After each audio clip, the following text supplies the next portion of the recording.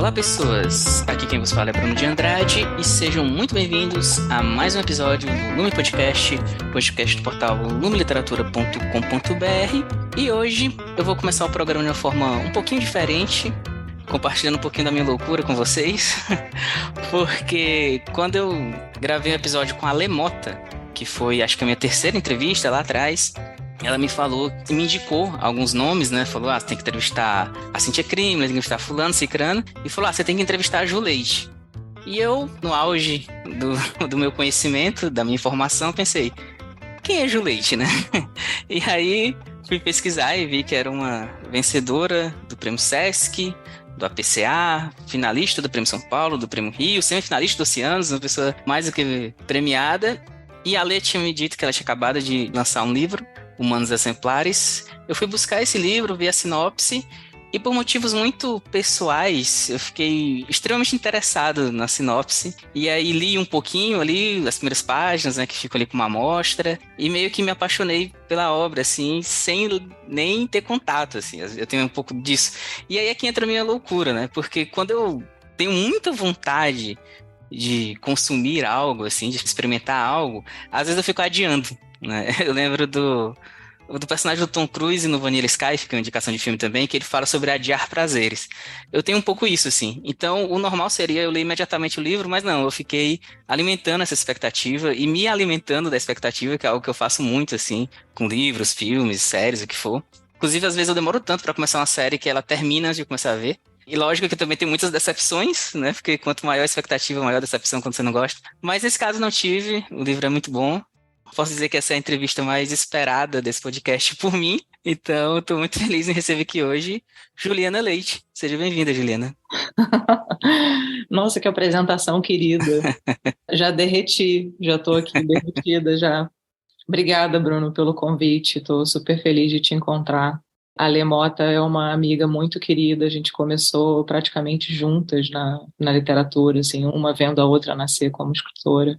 E os caminhos vão se cruzando, né? E a gente vai conhecendo cada vez mais pessoas. E você falou uma coisa que sabe que me emociona bastante, de da gente às vezes escutar nomes, né, de escritores indicados e você falar, puxa, quem é essa pessoa? E eu acho que isso diz respeito a o quanto a gente tem cada vez mais conhecido escritores contemporâneos, o quanto tem cada vez mais gente escrevendo, ainda bem que com cada vez mais espaço para publicação, né, um trabalho muito feito pelas editoras independentes também, isso é tudo tão bonito de ver, eu fico muito emocionada de que tenha tanta gente querendo escrever, sabe, no Brasil, querendo escrever a partir da nossa vivência, né, de mundo, da nossa experiência. E obrigada pelo convite, estou feliz de estar aqui e quero saber quais são os seus motivos pessoais. Agora você lançou, eu já... Bom, a gente chega lá. Mas, então, primeiro eu que te agradeço por estar aqui, muito legal. Eu fico sempre muito feliz em descobrir novos autores. E uma coisa que eu até já comentei aqui, acho que é com a Camila Macari, eu tenho descoberto mais novas escritoras. Parece que a gente vive num momento em que as mulheres estão publicando muitas coisas legais, estão tendo um espaço muito relevante. A gente viu Jabuti, né, com 5 escritoras finalistas na categoria de romance literário. Eu acho muito legal e acho muito importante que a gente tenha essa rede de divulgação, porque faz diferença. Sem dúvida. E por isso que faz diferença também um trabalho como o seu, Ah, obrigado. tão presente. A gente depende tanto de pessoas como você. Tem sempre aquela imagem que eu fico na cabeça de o crítico literário original, digamos assim, né, dos primórdios, aquele que ficava dentro da livraria mesmo, tendo que ajudar todos aqueles livros que eram feitos de capa dura e sem imagem, né, muitas vezes sem um título ali aparente na capa, e o crítico tinha aquela função de literalmente abrir o livro para o leitor que entrava na livraria e precisava de ajuda, de portas de entrada para aquelas histórias que eram literalmente fechadas dentro do objeto.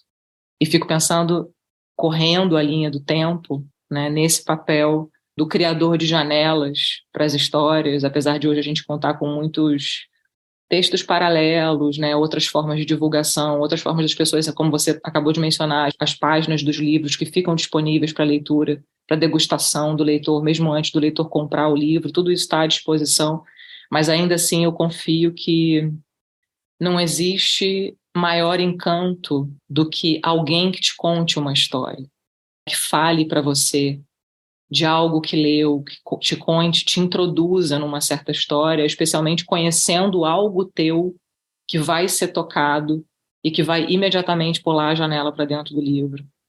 E isso só pode acontecer de ser humano para ser humano. Eu sempre vou olhar para trabalhos como o teu com muito carinho e com muita gratidão, porque de fato a gente depende de pessoas como você para abrir essa capa, para fazer o livro se mostrar. Agora eu fiquei sem jeito. Obrigado, obrigado. Vou separar esse trecho aqui e vou usar como propaganda do programa, foi excelente. Mas, então, até me perdi aqui, mas vamos voltar. Aliás, a Juliana tem essa voz de locutora, né? Ela que podia estar fazendo esse trabalho aqui no meu lugar. Mas então, Juliana, eu sempre começo as minhas entrevistas perguntando para o meu convidado quais são seus vagalumes literários, que é como a gente chama aqui aquelas primeiras obras, os primeiros autores que lá atrás te fizeram se apaixonar pela leitura. Olha, eu comecei a ler de verdade, assim, procurando eu mesma as leituras relativamente tarde, já no começo da minha vida adulta. Como muitas pessoas, eu fui dependente, né, dos professores na escola para apresentar livros e li toda a coleção da Melhoramentos, né, a coleção Vagalume, todos aqueles livros que eram super importantes para a gente, às vezes literalmente se tornar investigador de uma história, né, e entender que as histórias pertencem ao leitor e ninguém tasca, né, até o leitor é soberano diante das histórias, isso foi bem importante para mim. Mas no começo ali da minha vida adulta, quando eu comecei efetivamente a comprar livros e entender que eu poderia montar a minha biblioteca, aliás, essa é uma história muito gostosa de... Ô, Bruno, eu fico divagando, viu? Eu vou... Pode falar. Se qualquer coisa... Ótimo. Eu morava num bairro, morei durante os meus primeiros anos no Rio, num bairro que não tinha livrarias perto de mim. E aí, no começo da vida adulta, eu mudei para um bairro que tinha uma livraria bem ao lado da minha casa. E começou a ser uma prática absolutamente nova para mim, entrar na livraria como algo que poderia acolher meu corpo, né? Era como se meu corpo não tivesse acostumado a andar entre livros. Algo aconteceu na primeira vez que eu entrei numa livraria e comecei a percorrer aquelas estantes e entender que existia uma interação quase oculta entre o que estava na prateleira e a maneira como o meu corpo se manifestava. Tinha um prazer explícito, ainda que eu não tivesse me tornado uma leitora assídua.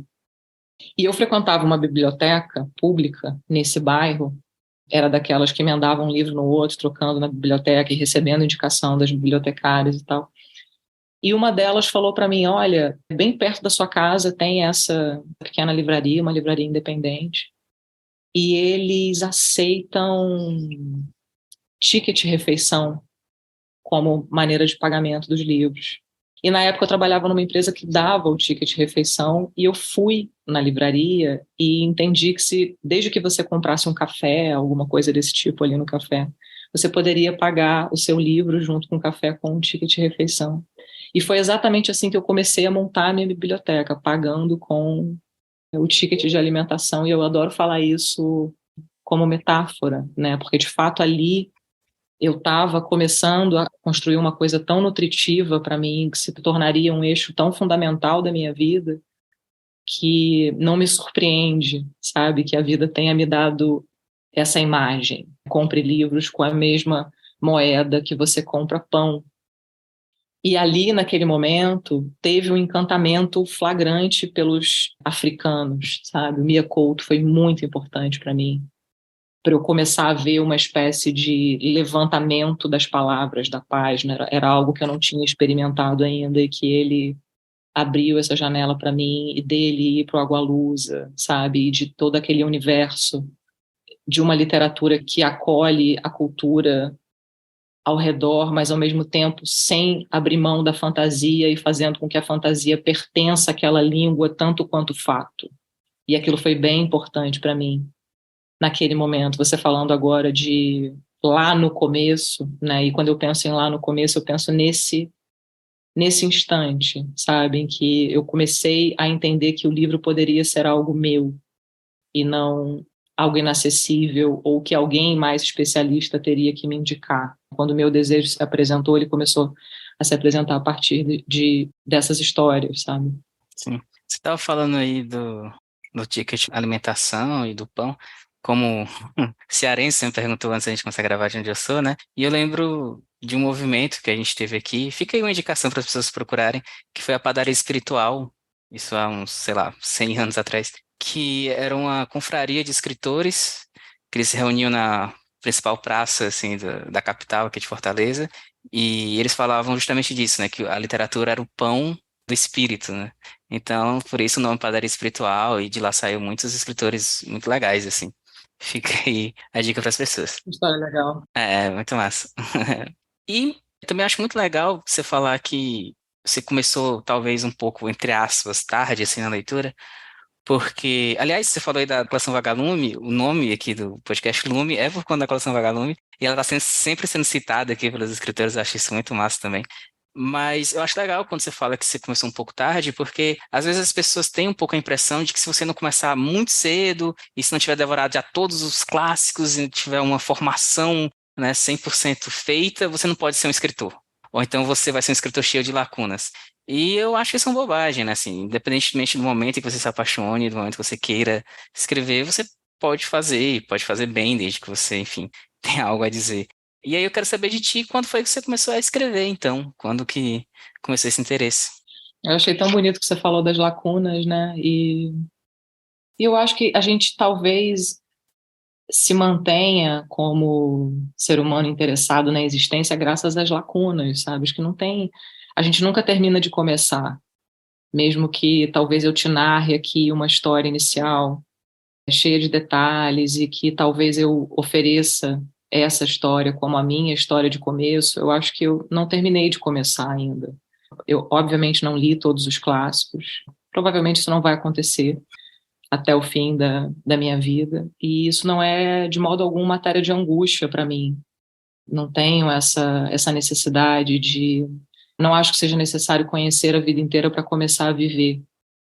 E talvez esse seja o procedimento para contar histórias, né? Fico pensando que a minha referência de começar a gostar de histórias é a partir de contadores de histórias, né? E muito deles pertencentes à minha própria família, como toda família tem, né? Os seus próprios contadores de história. E acho que muito do despertar para os livros, para a literatura, nasce pela sorte de encontrar pessoas como essas pelo caminho e que não têm absolutamente nenhuma relação com a leitura dos clássicos, né? Talvez tenha muito mais relação com uma presença intensa o suficiente na vida a ponto de você enxergar as histórias que existem por trás dos acontecimentos, né, e ser capaz de narrar essas histórias, do que de fato se tornar um estudioso, sabe? Eu prefiro até mesmo tendo publicado poucos livros, né, eu publiquei 2 romances e alguns contos, mas me vejo completamente com a mente iniciante, né, com o jogo que zera a cada novo projeto que você publica e ainda bem que o retorno é para a página em branco, né? E poder encontrar a página em branco a partir desse olhar de contadora de história mesmo, sabe? Que é absolutamente livre e ancestral, pertence a tantas outras pessoas antes de nós que não tem o menor problema que você seja incompleto, cheio das suas lacunas e possa partir exatamente dessas lacunas. Mas eu sempre escrevi, assim, eu fico lembrando de, por exemplo, na adolescência, ter diários, sabe? Ficar ali um pouco explorando essa coisa de olhar para o mundo e tentando grudar palavras nas coisas, né? Tentando saber o nome das coisas e escrever muito diário e tal. Esses dias eu estava na casa da minha mãe, em Petrópolis, e ela tinha lá guardado um livrinho desses de escola, que foi um livrinho em branco que foi dado para cada aluno, e foi o meu primeiro livro escrito, a minha primeira história contada, e ali provavelmente eu estava por volta dos 7, 8 anos, assim, vivendo os primeiros anos pós-alfabetização, e já interessada, né, em escrever, em construir imagens, especialmente entender os cenários onde as histórias acontecem, né, ter muito interesse por pessoas e tal. Isso sempre aconteceu. E eu acho que, no meu caso, até por personalidade, eu acho que eu comecei a escrever ouvindo muito, por ser uma pessoa mais silenciosa, mais observadora, e até por fazer parte de uma família muito grande, mas exercer a minha presença dentro dessa família como uma pessoa um pouco mais quieta e, por isso, muito confortável em ouvir. E acho que talvez quem tem, né, quem se identificar com esse perfil assim de que ouve mais, você logo sente que você vira uma espécie de continente de todas as histórias que são contadas, né? Quando você não está preocupado em contar a sua própria história, sabe? Em intervir com o que você mesmo sentiu ou o que você mesmo viveu, quando você está ali só para ser o continente daquelas histórias que estão sendo contadas, é tanta sorte, porque você recebe tanta coisa chega até você, que eu acho que nesse momento você começa um pouco a se tornar escritor, por ser atravessado pelas histórias dos outros, sabe? E eu acho que no meu caso foi isso que aconteceu, bem lá no começo. E aí, o teu livro de estreia, ele venceu o Sesc. Como que foi isso, assim?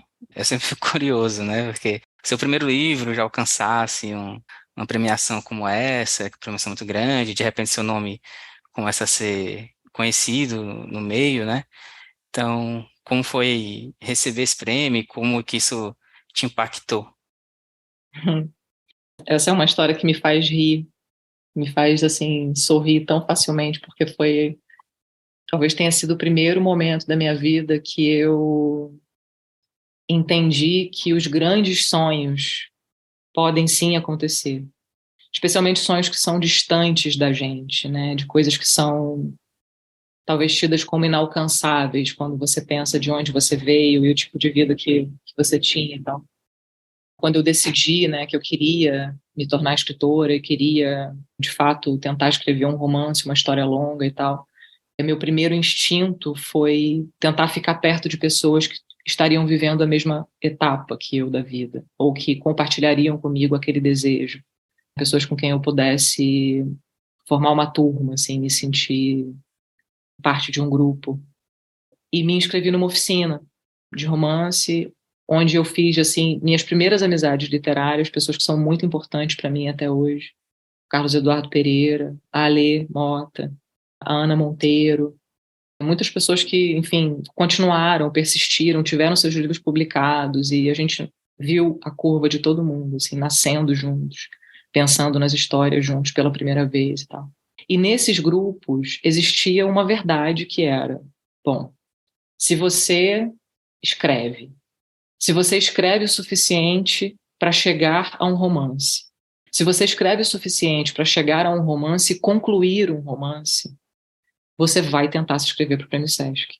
Eu não sabia da existência do Prêmio Sesc, eu era uma pessoa absolutamente iniciante naquela baila. O vocabulário ainda estava me acostumando às importâncias e os caminhos possíveis, né? Mas existia essa verdade de que a entrada pelo Prêmio Sesc era uma das maneiras de você passar a pertencer, né? E aquilo ficou como uma espécie de informação paralela. Eu não ficava pensando sobre aquilo enquanto eu estava escrevendo, mas um pouco como quem escreve uma carta e ao final coloca no correio para que aquele processo se cumpra, para que aquela trajetória se cumpra daquela comunicação. Quando eu terminei de escrever o Entre as Mãos, eu coloquei ele no Prêmio Sesc. Eu me lembro que eu estava prestes a fazer uma viagem para uma residência literária que eu tinha ganhado nos Estados Unidos. E eu pensei, bom, como tudo que eu faço na minha vida, eu vou apertar esse enviar, que seria o equivalente a colocar o envelope no correio, eu vou colocar esse envelope no correio com toda a minha fé, com tudo que eu tenho para entregar esse envelope para quem for, para quem quer que seja, né? E tinha uma coisa muito bonita naquele processo que me tocava muito, que é quando você aplica para o Prêmio Sesc, não existe nome, não existe nem pseudônimo. O livro, ele literalmente está em pé por si próprio. não tem você, não tem sobrenome, não tem gênero. E essa, para mim, foi uma imagem inicial muito forte da maneira como eu passei a entender o que era ser escritor e como eu entendo até hoje, que é um pouco, enquanto você está escrevendo, aquela relação é uma relação de dois. Você de um lado, o livro do outro.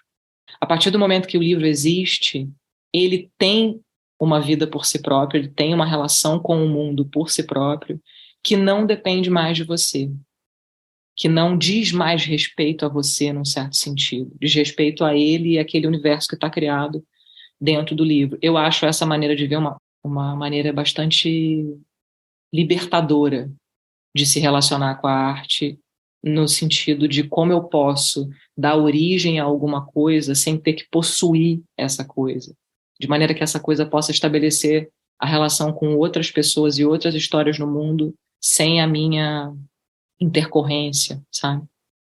E fui fazer essa viagem, fiz a residência, e quando eu voltei da residência, voltei com uma outra ideia de romance e comecei imediatamente a trabalhar num outro projeto, porque então eu já tinha entendido que aquilo para mim era a profissão. A profissão era me manter escrevendo.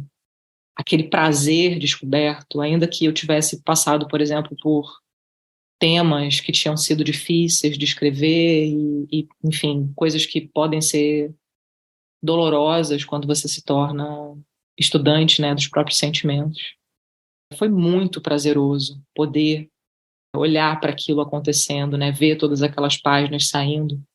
E assim eu fiz. Voltei da residência e imediatamente comecei a trabalhar num segundo projeto.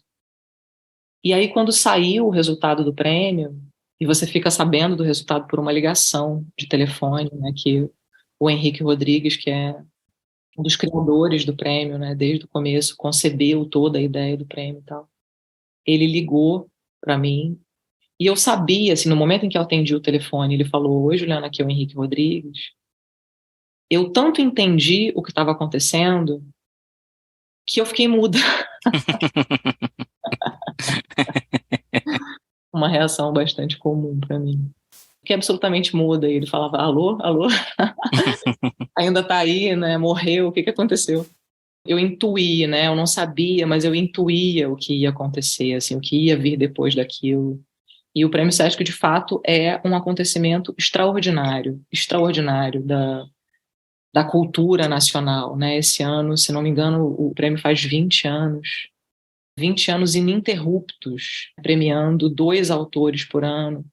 E a gente não tem, né, na história da nossa cultura, um prêmio que tenha tanta longevidade, tanta consistência, sem interrupções, e tendo esse compromisso de olhar para quem vem sem nada, sem nenhuma referência, sem alguém que te indique, apenas alguém que vem contando uma história, e essa história atravessou o júri de maneira homogênea, né, o suficiente para ser o escolhido. É um tema que sempre me emociona, porque mais do que me ensinar o que era o ofício, porque além de ser publicada, o prêmio faz você viajar para encontrar leitores e aprender o que é ser o mediador da sua história, que é exatamente isso que a gente começou falando no início, de você, Bruno, ser um mediador das histórias para quem está ouvindo, né, e para os possíveis leitores e tal. E isso é uma coisa que a gente precisa aprender a fazer. Não é porque você escreve que você sabe ser um bom mediador da história, como apresentar aquela história, como introduzir as pessoas naquilo. E, de fato, o Prêmio Sesc me ensinou a fazer isso. E eu sempre tomo a bênção, sabe? Quando alguém pergunta sobre o Prêmio Sesc, eu faço esse reconhecimento, porque realmente é uma coisa incrível. Sim.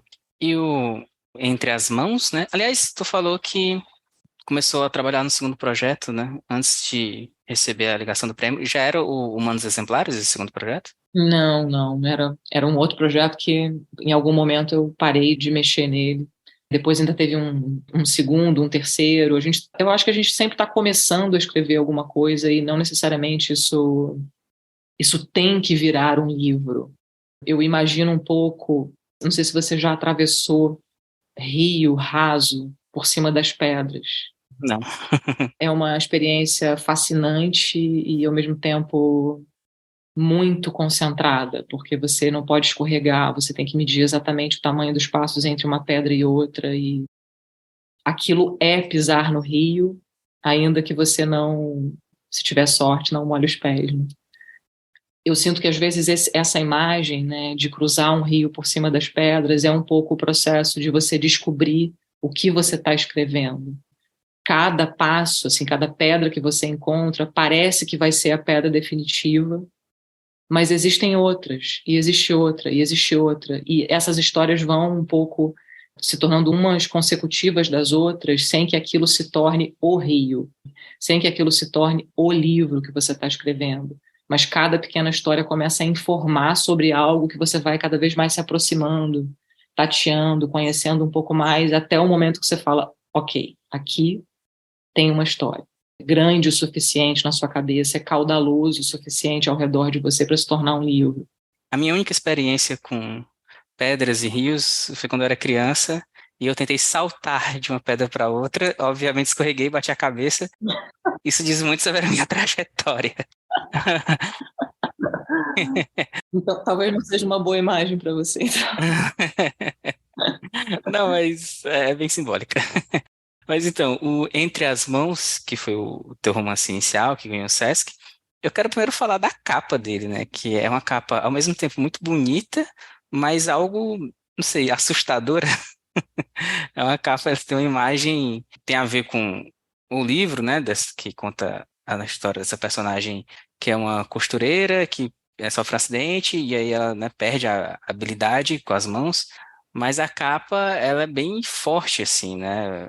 Tudo nela, né? Assim, a fonte do título, a imagem, que é quase como uma boneca com aqueles vestidos de papel, né? Lembra um pouco isso, assim. Uhum. Queria que tu falasse dessa capa, assim, da escolha dessa capa, e também da capa do Humanos Exemplares, assim, fala de ambas as capas. A capa do Entre as Mãos é aquela obra, é de uma artista norte-americana que chama Jane Tomanek.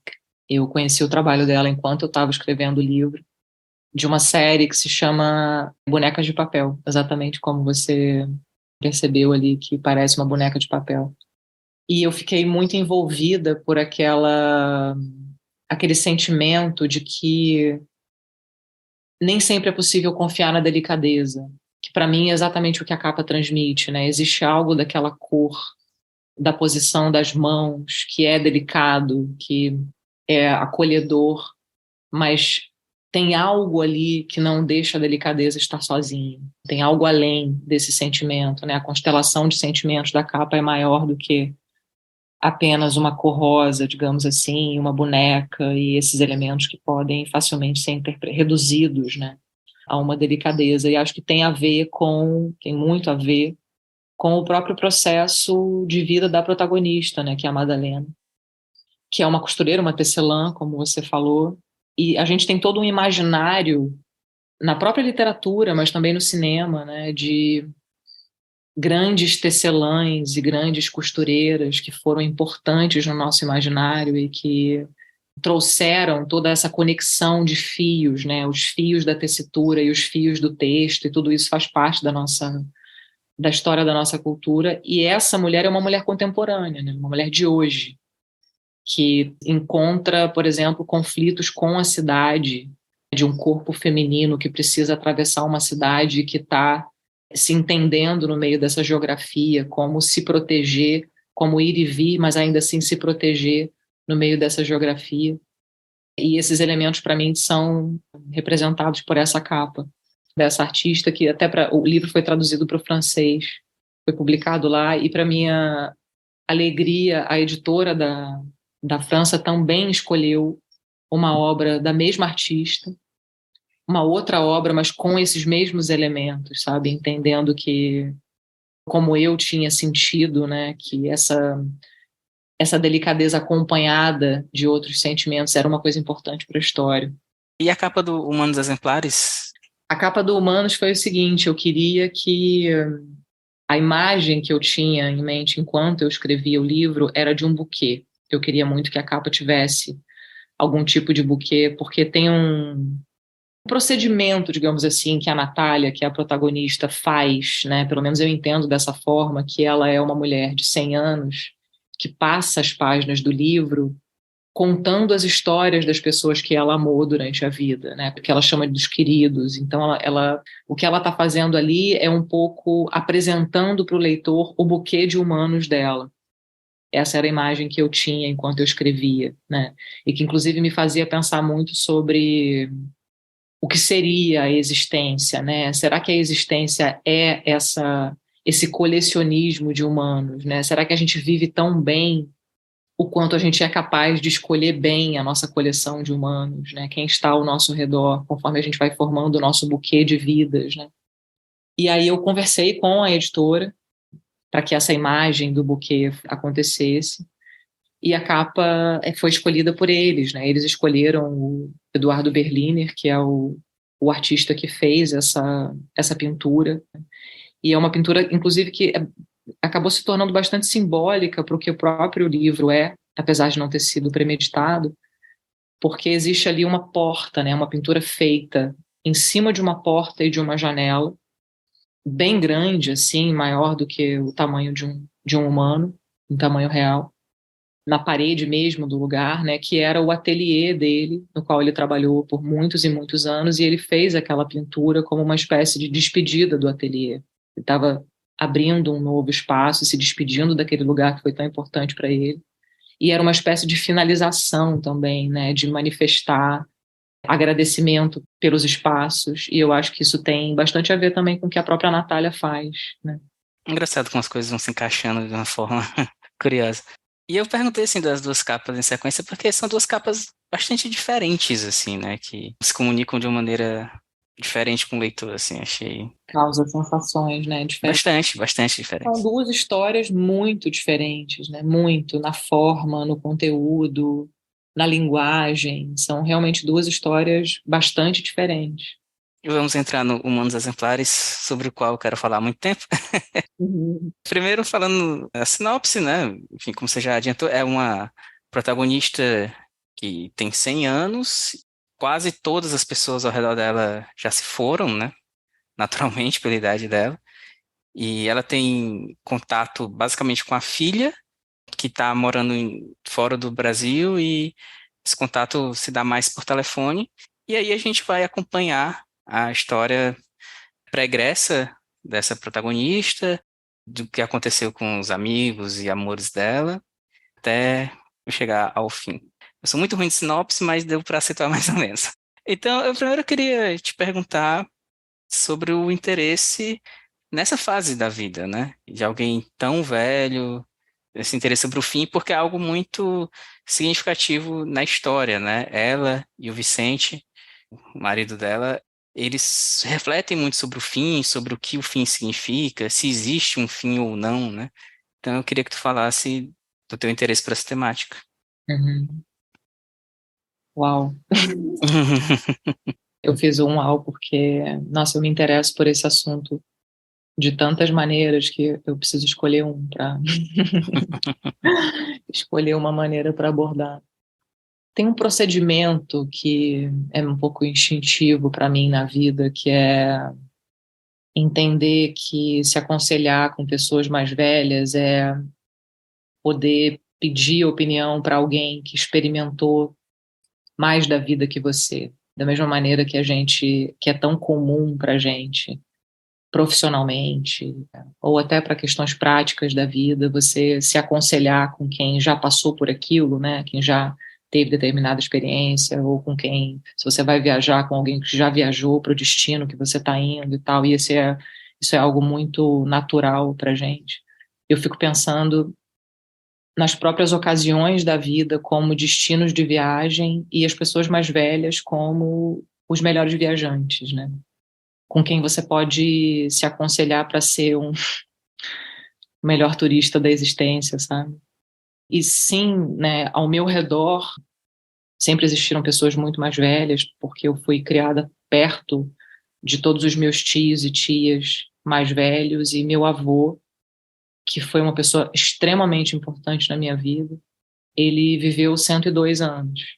No meu imaginário de vida, eu já tinha, às vezes a gente tem uma noção de tempo bastante imprecisa, né? É difícil para a gente, apesar da gente fazer tantos esforços usando relógios, é difícil para a gente ter mordedura do tempo, o que é o tempo, quanto duram as coisas. E quando você está diante de uma pessoa que durou um século, você está vendo um século de vida na sua frente, algumas coisas se parametrizam, se acalmam também de determinada maneira, porque você percebe a concretude do tempo na insistência da vida. E com certeza ter tido uma pessoa que eu amo, que viveu tanto tempo, é uma coisa que marcou a minha vida e que, enfim, vai marcar para sempre. Eu não tenho como fugir desse parâmetro para olhar para todas as coisas.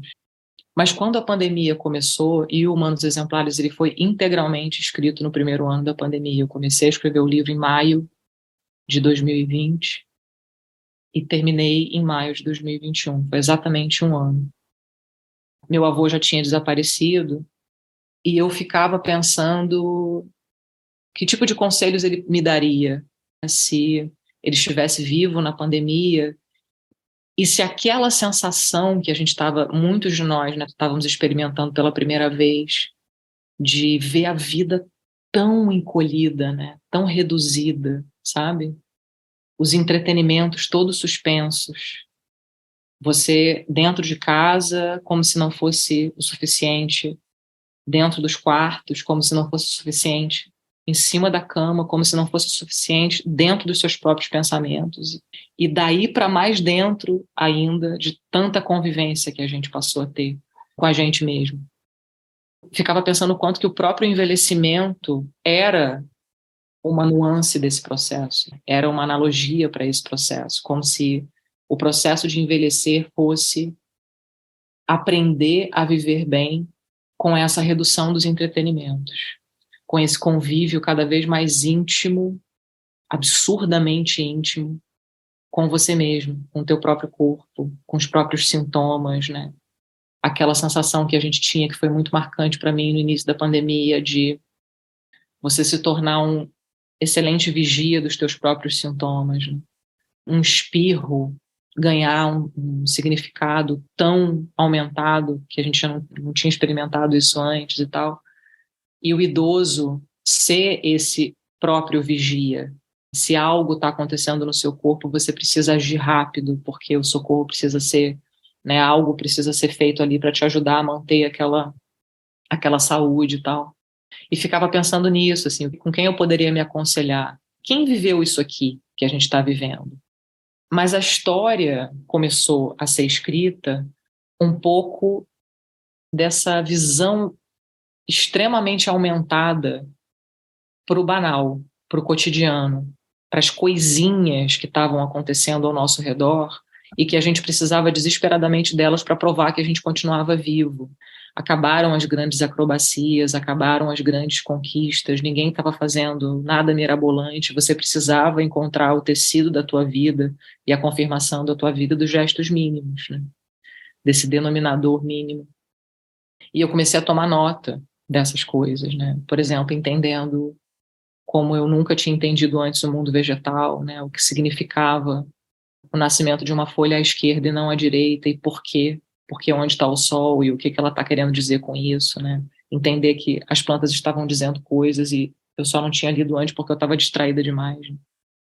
E fui tomando essas notas e juntando isso num caderno, até o momento que eu entendi que por trás daquilo ali, daquele apanhado dos dias, existia alguém idoso. Alguém idoso seria capaz de viver aquilo e encontrar uma vivacidade imensa naquela coleção de pequenos gestos, sabe? E até encontrar a Natália. No momento que eu encontrei a Natália, e eu sempre escrevo sem plano, sem saber onde eu estou indo, sem saber quem vai aparecer no meio do caminho e tal. No momento em que eu encontrei a Natália, eu me lembro assim da sensação que era arriar os braços. Assim. Era como se eu não precisasse mais sustentar tanto as palavras ou ir tanto atrás de alguma coisa. porque naquele momento a Natália seria muito mais capacitada do que eu para puxar os humanos dela e para contar aquela história. E aí eu me tornei um pouco, ao mesmo tempo que eu estava escrevendo, eu também era uma leitora da Natália, eu precisava dela. Durante aquele primeiro ano bastante duro, eu não tenho medo de morrer, mas eu tenho medo de ver as pessoas que eu amo morrerem. E eu ficava muito desejosa de encontrar a Natália todos os dias, sabe? Naquela página, porque ela me dava uma outra perspectiva para a coleção do amor, não residente no medo, que para mim era o que estava mais presente naquele momento. Então, por exemplo, a maneira como a Natália fala do desaparecimento, fala da ausência das pessoas ao redor dela, fala da solidão, de um estar no mundo bastante restrito, de um apartamento, e esse medo de que a humanidade acabe, de que tem algo do lado de fora que está ameaçando a humanidade, então pode ser que a humanidade acabe, que isso diga respeito a um todo e não necessariamente a sua parte. Porque ao viver tanto, você necessariamente precisa ser bom em abrir mão das partes ao longo do caminho, para que você mesma possa ir adiante de maneira íntegra. E eu acho que, de uma maneira bastante assim simplificada, o que o que a Natália faz é um pouco dessa esse apaixonamento pela humanidade sem nome. Eu fico às vezes pensando, sabe, Bruno, que tudo ao nosso redor, a forma como a gente aprende a valorizar as relações e as conquistas, isso que a gente chama de progresso, perigosamente faz a gente achar que os nossos nomes são muito importantes, sabe? Que existe um eu que precisa ser reconhecido por trás das coisas, e o eu é a forma de você comprovar a sua história. Talvez a própria literatura reforce um pouco isso, a presença dos heróis, né, dessas grandes figuras que precisam ser lembradas pelos seus grandes feitos, cujos nomes não podem ser esquecidos e tal. E eu sinto que, no caso do Humanos Exemplares, e especialmente nas mãos desse casal, da Natália e do Vicente, é como se eles estivessem vivendo a vida no revés disso.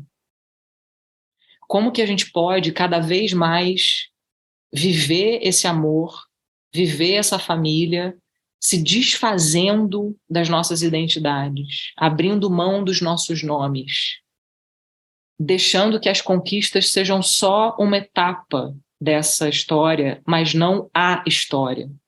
Deixando que as tristezas sejam uma etapa dessa história, mas não a história. E se tornando livre, livre, livre, livre, tão livre a ponto de pertencer à humanidade que não te cobra nome, que apenas te acolhe nesse grande sistema. E isso foi muito... Até hoje me emociona, assim, de falar, porque eu acho que passar pelo que a gente passou, de tantos medos, medos coletivos, medos individuais, ver o fim tão perto, tão concreto e tal.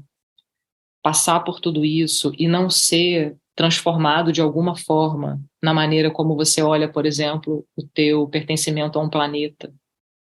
Me parece impossível, me parece realmente impossível que algo dessa magnitude aconteça e você não se torne mais afeito à palavra humano e menos afeito ao teu próprio nome. Uhum. Então, eu tenho que te perguntar sobre o título do livro, porque eu fiquei bastante intrigado com ele, assim. Humanos Exemplares. O que é que quer dizer esses exemplares, né? Exemplar, muitas vezes a gente pensa como algo bom, né? Como um grande exemplo. Ou pode ser simplesmente exemplos de alguma coisa, né? Eles são alguns exemplos de humanos. Na minha leitura, eu tendo mais a essa segunda interpretação, né? Assim, você está nos oferecendo exemplos de humanos e exemplos da humanidade, né? O livro, ele trata muito disso, né? De como você pertence à humanidade, o que é que isso quer dizer. Mas, enfim, Isso é só minha percepção como leitor, eu quero saber de ti como autora, arrasando esse título. Sua percepção como leitor é muito mais importante que a minha, te juro. Não, não, não. Não para os nossos ouvintes. É exatamente isso, né? Acho que as páginas estão fazendo exatamente isso, né? Deixa eu te mostrar um exemplo. Deixa eu te mostrar alguns exemplos, né, de humanos que estão aqui, humanos de jeitos tão diferentes e com personalidades tão diferentes e que não tem absolutamente nada de exemplar, né, no sentido de poder ensinar alguma coisa a alguém. São pessoas que titubeiam o tempo inteiro e que fazem, inclusive, muito mais perguntas sobre o que é ser humano do que, de fato, encontrar respostas sobre o que é ser humano. Mas que dão... Estou pensando ao mesmo tempo que estou conversando isso contigo aqui, sem nenhuma premeditação. Humanos que possam pensar sobre a vida, aliás, vou inverter a frase, humanos que possam pensar sobre a morte com o mesmo carinho que pensam sobre a vida, e que possam falar sobre a morte com o mesmo carinho que falam sobre a vida, que não se desfaçam do fim, assim como algo que precisa ser superado e imediatamente passado para a próxima, né? Não, que a gente possa ficar no fim um pouco, né? Por que não ficar no fim um pouco, entender o que é o fim, da mesma maneira que a gente se encanta com os começos, a gente também poder ser seres que se encantam com o fim, especialmente no caso deles, né? Que foram pessoas que tiveram histórias interessantes de vida, né? Que viveram períodos da história do Brasil importantes, que têm relatos para dar, que têm histórias para contar, que não são heróicas, como a gente acabou de falar, mas que são exemplos interessantes de quem atravessou o país, a vida, a história. É, é o que realmente me deixa muito pensativo. Eu gosto de. Às vezes eu fico pensando, sabe? Isso nem vai entrar no programa, só tô te falando. Às vezes eu fico no alto de uma janela, assim, sabe? E aí eu fico vendo aquele monte de carro, aquele monte de coisa, sabe? Tipo, cada ali é uma pessoa com uma história gigante, né? E é um exemplo de alguma coisa, e, enfim, como que a gente conecta isso, né? O que que a gente faz com essa informação toda? Mas, enfim, você Não, mas falou. eu acho que você devia deixar. Essa é uma imagem muito bonita que você está dando e que eu acho que tem muito a ver com o livro, que é o fato de você olhar da janela e ver lá embaixo as pessoas passando e você partir do princípio que você nunca sabe onde está o sagrado. Você nunca sabe onde está a história que vai te incluir na humanidade, que vai fazer você perceber que você é parte daquele todo. E muito possivelmente pode estar na janela, por que não? Olhando lá embaixo uma pessoa que te aborda na rua e que você está com tanta pressa que você nem olhou nos olhos da pessoa, né? Que você nem prestou um pouco mais de atenção na coisa. E que me parece ser um pouco do procedimento da Natália. Não deixar nenhum humano passar sem poder ser um pouco olhado, né? O entregador da farmácia é alvo de interesse para ela. O aluno da escola é alvo de interesse. O cara que dá o cafezinho de graça para os professores é alvo de interesse. A pessoa em situação de rua é alvo de interesse, porque, acima de tudo, o que ela está dizendo é: estar vivo é se manter curioso sobre o ser humano. E você nunca sabe qual vai ser o humano que vai te dar o melhor exemplo, né, Uhum. de viver. Quero falar um pouquinho da tua escrita, propriamente dita também, começando pelo narrador, porque o livro é narrado majoritariamente em terceira pessoa, mas de vez em quando ele escorrega para a primeira, e a gente não tem muita certeza, pelo menos eu não tive, de quem é que está falando ali em primeira pessoa, né? Às vezes parece a própria Natália, às vezes parece ser simplesmente o narrador, né? Onisciente.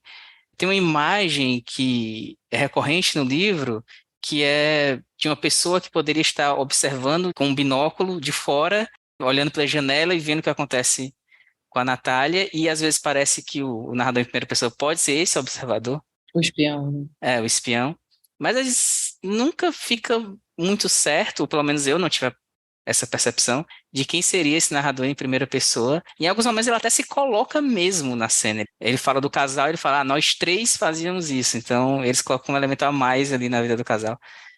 Enfim, de onde saiu isso? Como foi essa escolha? Esse narrador é alguém efetivamente, não é? Enfim, fala um pouco sobre isso.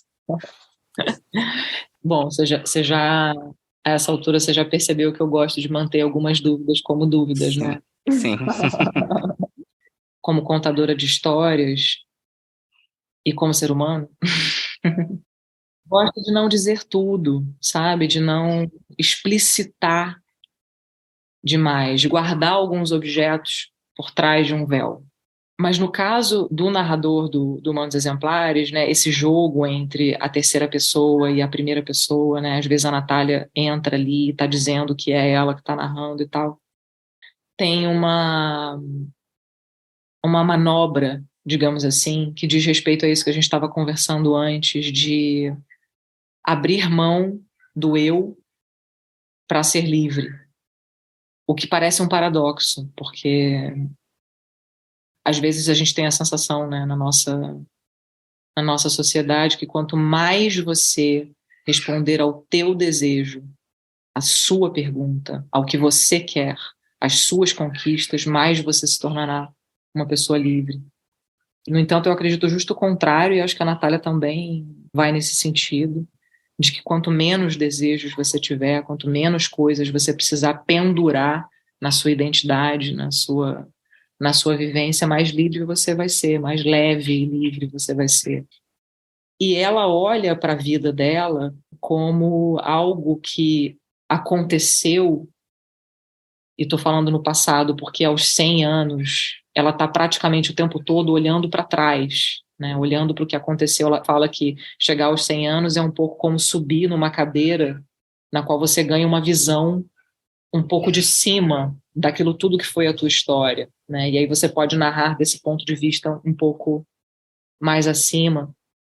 E ela olha para essa história toda como alguém, sim, que viveu, mas que não está mais no centro daquela coisa toda. Ela olha para isso de uma maneira tão curiosa e tão pitoresca, né? Olha a vida que foi isso, olha as tantas coisas que aconteceram, a ponto de poder contar como isso aconteceu como algo que está na frente dela, acontecendo na frente dela, e não demandando que ela seja a absoluta protagonista e que ela esteja no centro de tudo, dizendo eu o tempo inteiro. Tem uma frase que eu não vou me lembrar exatamente agora o que é, mas que ela diz em algum momento no livro, que ela fala: o ponto de você ficar sozinha, de você ser tão velha, é que não tem graça dizer toda hora eu, porque você está sozinha, é só você que você convive o tempo inteiro.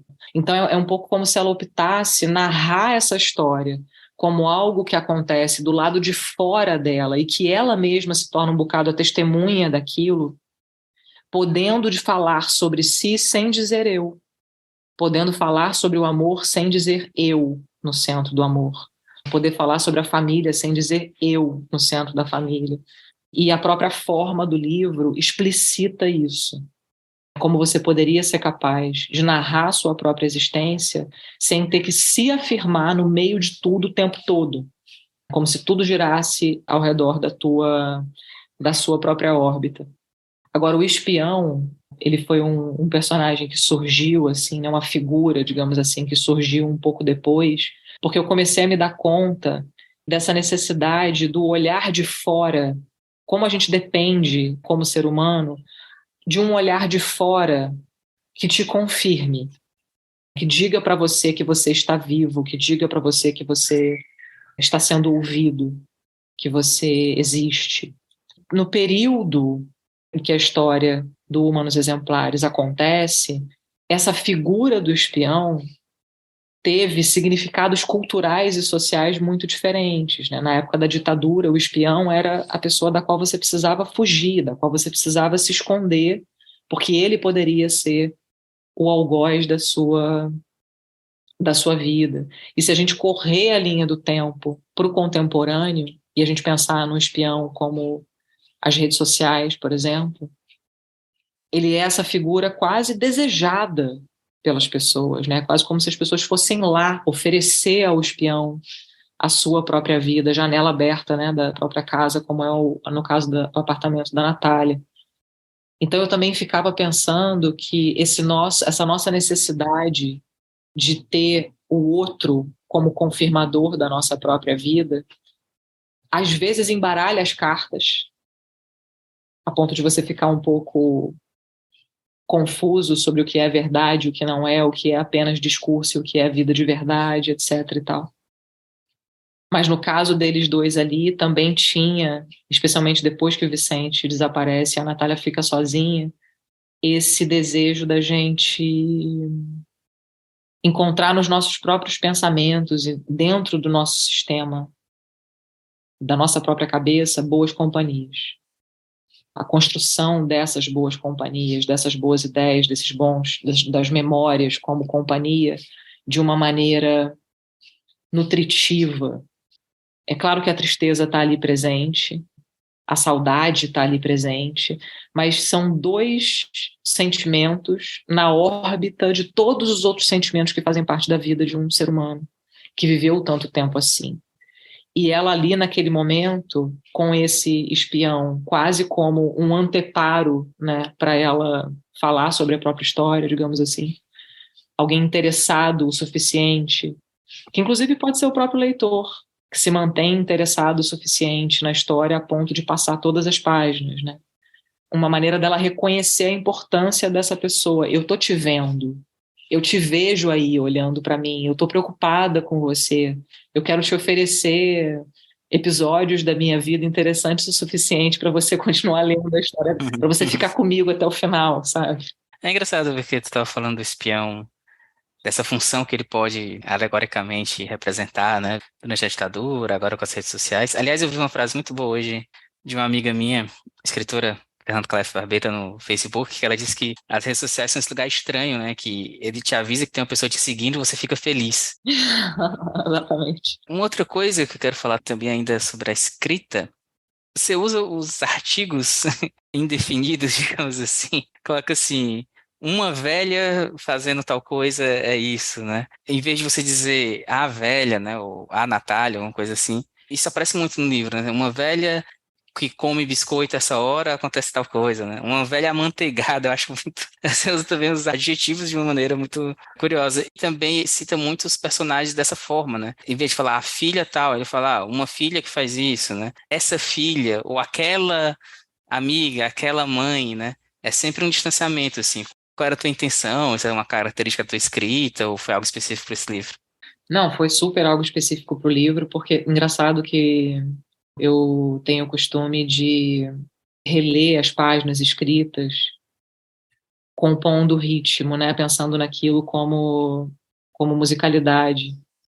A princípio, essas escolhas tinham a ver com a musicalidade dos parágrafos. Eu achava que aquilo, de alguma maneira, soava melhor para mim daquela forma, mas também entendendo que o que estava nascendo por trás daquilo era um certo dar o exemplo, uma velha, dando para aquele exemplo todas as peculiaridades, toda a importância daquela história, mas não dando importância demasiada ao sujeito.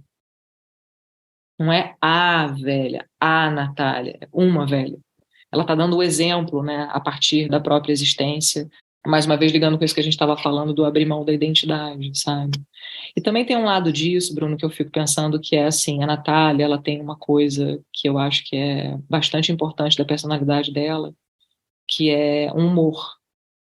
E eu acho que é um humor que nasce exatamente dessa característica de gostar de si mesma e da própria história, inclusive a ponto de contar a própria história de cabo a rabo, mas sem levar esse eu demasiadamente a sério.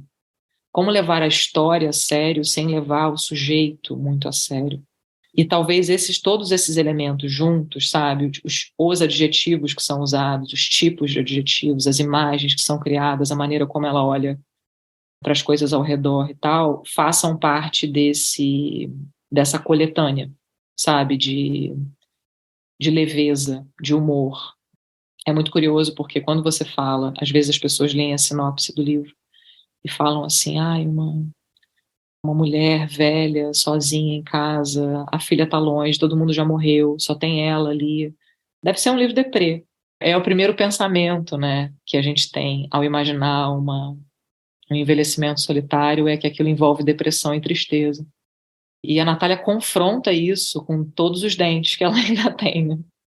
Ela olha para isso e fala: de jeito nenhum. O mundo ainda me pertence e eu ainda pertenço ao mundo. Nada disso aqui me abandonou e tampouco eu abandonei o mundo. E eu acho que esse humor dela permite essa aderência à vida. Ela se mantém bem perto da vida. E eu acho que tem um papel do humor aí, sabe? Tu fala sobre essa coisa de não nomear, assim, das pessoas abrindo mão dos seus nomes e tal, né? Mas o que eu acho curioso é que os eventos não são nomeados aqui, né? A pandemia aparece, a ditadura aparece, mas em nenhum momento você os nomeia, né? Não fala coronavírus, enfim, nada desse tipo. Não usa nem mesmo tempo pandemia. Ditadura também não é usado, embora fique muito claro, né? A história do casal é muito atravessada por isso. Por que dessa opção de não nomear esses eventos? Eu gosto muito de trabalhar em cima do indefinido, é um objeto que me atrai muito. As coisas mais difíceis de reduzir a um sentido único, sabe? É uma ideia que me atrai muito. E às vezes a gente é tão, né, apegado a nome que se você dá um nome, todo o imaginário é reduzido àquilo. E apenas pela ausência do nome, tudo é possível, ou se não tudo, bastante coisa é possível ali dentro. Inclusive a partir do próprio acervo do leitor, né? Se eu falo para você, por exemplo, de uma ideia de clausura ou de ficar apertado num apartamento, ficar preso num apartamento, para mim isso suscita algumas sensações a partir do meu repertório de vivências e a partir do teu vão despertar outras, né? É como se o livro fosse, ele ganhasse fermento pelas coisas não terem nome. Mas para além disso, tem uma coisa que eu gosto muito de fazer enquanto escrevo, que é fazer com que as imagens se repitam ao longo do livro, com diferenças sutis entre elas, mas reforçando sensações semelhantes. Então, vou te dar um exemplo. A clausura da ditadura e o esconderijo do Vicente, quando ele precisou se esconder na ditadura, e o apartamento da Natália, onde ela se esconde da ameaça exterior que existe hoje.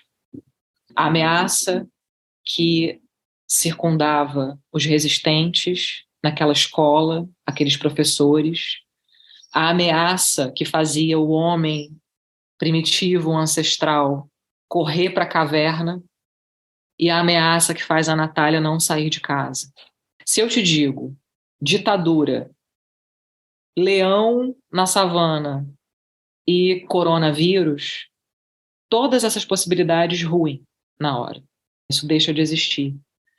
Às vezes é como se o não nomear me desse mais jogo dentro da história, me permitisse criar imagens análogas com mais liberdade, não só para mim como escritora, mas mais liberdade para quem está lendo também. Eu entendo que para alguns leitores isso possa ser quase angustiante em alguns momentos, porque é isso, né? Acho que a gente é desejoso de rótulo e a gente às vezes é desejoso de aproximar a ficção da realidade. Eu acho que não à toa a gente faz tantas perguntas às vezes. A gente fica se perguntando: será que essa história é verdadeira? Será que essa pessoa realmente existiu? Né? Será que isso aconteceu de verdade? Tamanho o nosso desejo de que a fantasia seja real. E eu acho que vem daí esse nosso desejo também de que as coisas tenham nome. Mas eu acho que existe uma liberdade na ausência do nome também. Essa coisa das imagens que vão rimando assim, e se ressignificando, isso foi o que eu mais gostei no livro. E a imagem em particular que eu achei mais interessante é a do Vicente. O Vicente era professor de geografia e ele vai redesenhando os mapas, imaginando possibilidades, e ele tem essa fixação assim por imaginar que uma tempestade, enfim, um furacão, um evento que causa erosão vai mudar o mapa, né? E é engraçado como isso acaba rimando com todo o livro, né? Porque as coisas que vão acontecendo, os eventos, né, a erosão dos personagens, vai mudando a forma deles.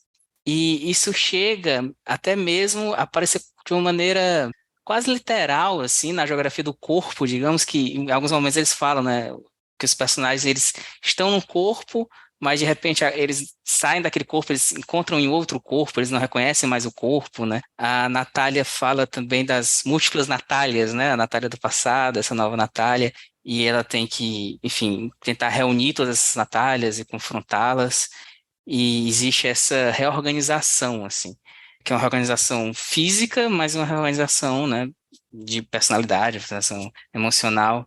Eu acho que esse é o ponto. Enfim, eu acho que é um livro muito sobre identidade e transformação. E essa imagem dos mapas do Vicente, para mim, foi muito forte, assim. É por aí ou eu tô viajando? Não, imagina, você não está viajando em nada, e se você estivesse viajando também ia ser uma delícia.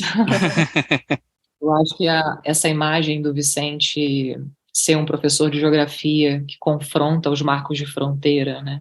Que confronta o serviço político, né, dos marcos de fronteira. Para que serve isso, né? Isso é um arbítrio, na visão dele, tão pouco criativo da humanidade. A humanidade saiu criando todas essas fronteiras e cercas e portões e muros, como se isso afirmasse conquistas e poderes e tal, e isso distancia cada vez mais esse corpo humano, animal, da natureza, do todo, afasta cada vez mais dessa geografia natural.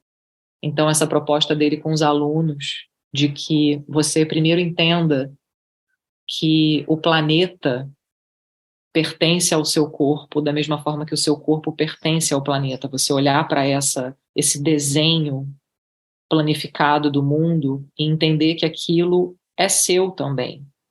Responsabilidades e benesses. Tudo aquilo te pertence e você está contido naquilo. E, portanto, se você está contido naquilo, se aquilo te pertence, de alguma maneira, de que forma esse desenho poderia ser refeito? De que forma o trânsito nesse território poderia ser refeito, entendendo que o teu corpo também é território em cima de território? Como é que você poderia percorrer e caminhar e andar por cima disso a ponto de se mesclar na natureza, de não se destacar tanto, né, não se sobressair tanto?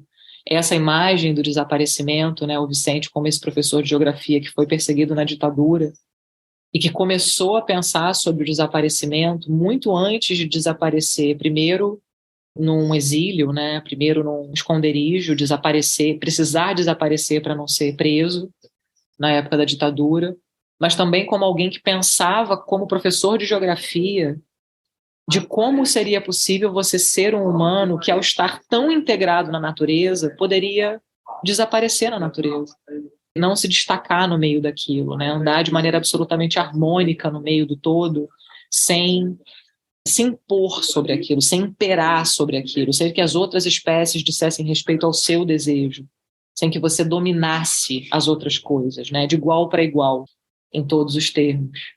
Talvez essa também seja uma imagem análoga desse homem que, desde a juventude dele, se interessou pela ideia do desaparecimento, de refletir sobre o que seria desaparecer, o que seria desaparecer enquanto vivo, inclusive, a ponto de chegar na hora, né, de morrer, chegar na hora de se aproximar da ideia da morte e se tornar um estudioso do próprio desaparecimento.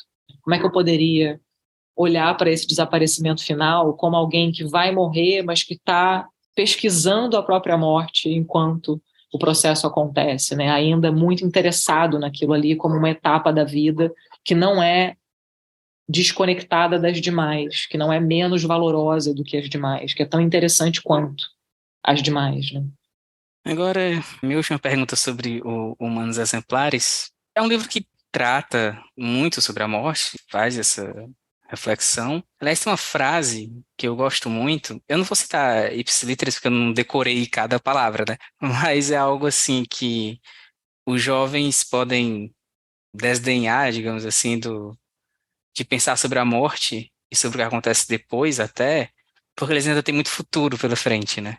Enquanto que a Natália, que apesar dela desde jovem já pensar nisso, ela tem que pensar sobre isso, né? E você usa o termo, é engraçado, no livro ela usa sempre o termo desaparecer e não morrer. E por um lado pode parecer um eufemismo, mas por outro parece muito pior também, né? Porque desaparecer é muito forte, né? Assim, você vai desaparecer da sua vida. E o final do livro, obviamente não vou contá-lo, né? Não vou estragar, mas é muito sobre isso, né? Muito sobre esse processo de desaparecimento, e aí você abraça outras alegorias também. Enfim, eu queria que tu falasse um pouco sobre esse final sem entregar nada, e sobre isso, sobre essas reflexões sobre a morte, sobre esse desaparecimento, né? Como você vê esse desaparecimento? Uhum. É. O Murilo Mendes fala que nascer é cumprido. E talvez a Natália pense que morrer também é cumprido, apesar de às vezes soar tão abrupto, assustador. Talvez morrer também seja cumprido. Eu gosto de pensar na palavra desaparecer da mesma maneira que a gente pensa numa lâmpada. O que está desaparecido e está no escuro não deixa de existir, apenas não está aparecido, como a gente tem certeza depois, pelo menos depois de crescer o suficiente para isso, né? Talvez enquanto criança a gente ainda duvide, mas depois de um certo tempo a gente tem certeza de que o quarto não desaparece só porque a luz apagou. Tá tudo lá. Ou que a mãe não desaparece porque a luz apagou. E eu gosto de pensar na morte nesses termos, né? Como a presença daquela pessoa que você amou é tamanha que o fato da luz apagar não quer dizer que ela não está ali, que ela deixou de existir. Ela existe em múltiplas coisas, né? Como a Natália prova na própria narrativa dela. Ela existe não só porque ela ainda tem as histórias em comum, mas ela existe inclusive nos rastros, né, que são deixados, rastros práticos, né, de uma caixa de ferramenta que ainda existe, um molho de chaves que ainda existe, tudo aquilo é tanta concretude que como você vai dizer que aquela pessoa não existe mais? Ela só está desaparecida ali, mas é muita presença, né? É muito ali. Talvez essa seja uma capacidade que só existe dentro do amor, porque talvez a tarefa, né, mais bem-sucedida do amor seja lembrar que inclusive é capaz de vencer todo o tempo, né? Todo o tempo do mundo. Para voltar na tua pergunta, eu acho que a palavra desaparecer é cumprida nesse sentido. É como se no nosso imaginário morrer fosse uma lança que corta e interrompe e acabou. E desaparecer fosse cumprido. Fosse algo que aconteceu, porém vai adiante. Acho que a Natália trata dessa forma a imagem, sabe? E Juliana, você já está trabalhando num próximo romance, no próximo projeto? Quais são teus planos? Eu estou pesquisando muito, assim, seriamente. Eu gosto de agir como pesquisadora dos sentimentos, sabe? A Joan Didion falava uma coisa que eu gosto muito, que é você não precisa necessariamente ter uma ideia, né? Ou ser criativo, desde que você trabalhe exatamente com o que está ao teu redor, com o que está acontecendo agora, com o que você tem ali, à mão, naquele momento. E ela falava isso, claro, né, voltada mais para o jornalismo, mas eu acho que é possível olhar para essa instrução dela também como romancista, sabe? As coisas que estão acontecendo agora ao nosso redor e que talvez a gente esteja tão envolvido com a coisa, tão tomado, que seja uma medida saudável transformar aquilo em objeto de estudo fora da gente, né?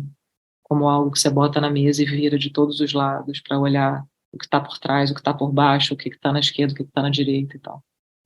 Então agora para mim é um momento de estudar, sabe, olhar para os objetos a partir do estudo e ainda um pouco sem saber o que que vai sair disso, sabe? Talvez uma peça de teatro, ainda não sei muito bem o que vai acontecer. Nossa.